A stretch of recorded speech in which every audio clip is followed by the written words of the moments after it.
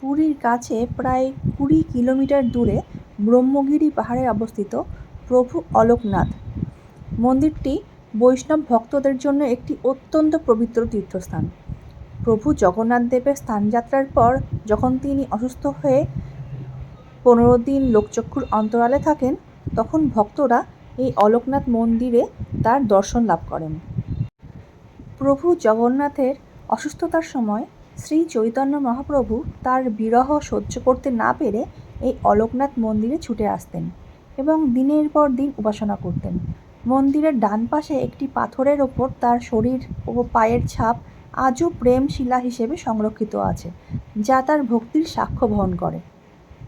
এই 15 দিন পুরীর মন্দিরে জগন্নাথ দেবের দর্শন বন্ধ থাকায় দূর দূরান্ত থেকে লক্ষ লক্ষ ভক্ত এখানে আসেন এবং বিশ্বাস করেন প্রভু জগন্নাথ নিজেই অলারনাথ রূপে বিরাজমান। এই মন্দিরের প্রধান আকর্ষণ হল ক্ষীরভোগ বা পায়েস ভোগ। কথিত আছে এক বালকের ভক্তিতে সন্তুষ্ট হয়ে ঈশ্বর নিজের হাতে এটি গ্রহণ করেছিলেন। সত্যযুগে এই মন্দিরটি ঘিরে একটি পৌরাণিক কাহিনী আছে। Brahma, take this Alarnath idol and worship it.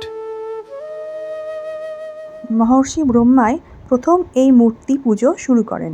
তারপর থেকেই এই পাহাড়ের নাম হয় ব্রহ্মগিরি।